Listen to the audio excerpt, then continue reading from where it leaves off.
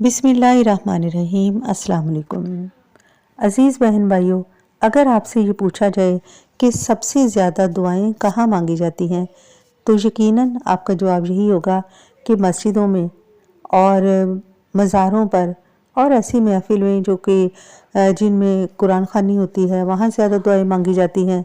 आज के दौर में दुआएं मांगी नहीं जाती, दुआएं पढ़ी जाती हैं।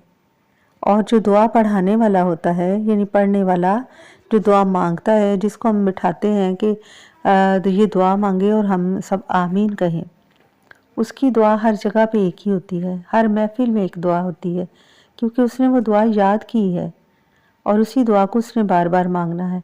और इस तरह उसके मुंह से ये दुआ निकल रही होती है जैसे फिल बदी कोई चीज़ रट कर और याद करके उसको बोलते हैं या सबक सुनाते हैं। मेरी अजीज़ बहन भाइयों, जब दुआ मांगने वाला खुद दुआ मांगता है तो दुआ तो आंसुओं के साथ अदा होती है। जो उसके दिल की तकलीफ़ होती है उस तरह ही दुआ अदा होती है। ज़ार आंसुओं के साथ वो अपनी तकलीफ़ बयान दुआओं करता के है। बारे में अल्लाह अगर ताला से रिसर्च की जाए या देखा जाए तो सबसे ज़्यादा दुआएं हॉस्पिटल में मांगी जाती हैं। सबसे ज़्यादा दुआएं जेलों में मांगी जाती हैं, जहां पर हज़ारों की तादाद में ऐसे लोग बैठे हुए हैं जो बेगुनाह हैं और जिनके मुकदमे अरसा दराज से चल रहे हैं।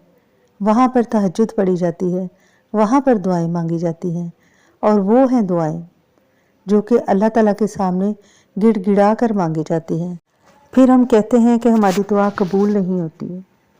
हमारी दुआ में वो लगाओ, वो खुशू व खुजू कहाँ है कि हमारी दुआ कबूल हो। जब हम दुआ मांग रहे होते हैं तो हमारी तवज्जो दुआ में नहीं होती है। दुआ का भी एक तरीका है। जब अल्लाह के सामने हम अपना सर झुका कर और रो कर दुआ मांगेंगे तो अल्लाह को भी हम पर तरस आएगा। और दुआ के लिए अगर हम नफल हाजत पढ़ लें तो क्या ही बात है। नफल तहज्जुद पढ़ लें तो उससे भी बढ़कर अपनी दुआओं को पूरा करवाने के लिए 2 नफल हाजत के पढ़ें।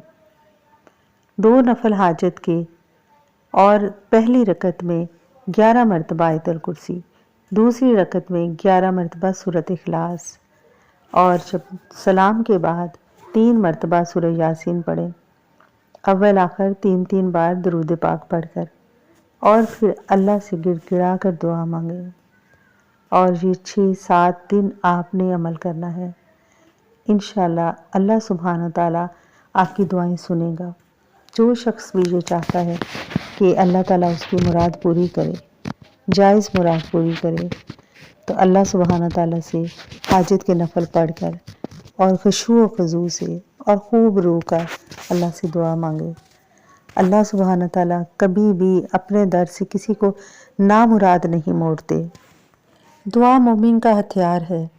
दुआ इबादत का मगज़ है। अगर हम कुछ भी पढ़ते हैं, लापरवाही से ही पढ़ते हैं, लेकिन जब हम दुआ करने बैठें तो फिर हमें दुआ का हक़ अदा करना चाहिए। अब यहाँ ये सवाल पैदा होता है कि दुआ किस तरह मांगी जाए और दुआ में वो लगन, वो खुशू व खुजू कहाँ से लाया जाए और दुआ सिर्फ अल्लाह ही से मांगी जाए। कभी आपने देखा कि एक छोटा बच्चा है और वो रोता है, वालिदैन के पीछे भागता है कुछ लेने के लिए भी, बार बार उनको तंग करता है। क्यों नहीं वो ऐसा करता कि अपने वालिदैन की बजाय वो किसी और के वालिदैन से मांग ले। यही सबसे बड़ी हकीकत है, क्योंकि वो बच्चा जानता है कि यही मेरे वालिदैन हैं, जो मिलना है मुझे यहीं से मिलना है। लेकिन हमारे ईमान कमज़ोर हैं। हम अल्लाह ताला से ये उम्मीद नहीं करते कि हमें जो मिलना है यहीं से ही मिलना है। हम दुनियावी सहारे भी ढूंढते हैं, इधर उधर भी देखते हैं।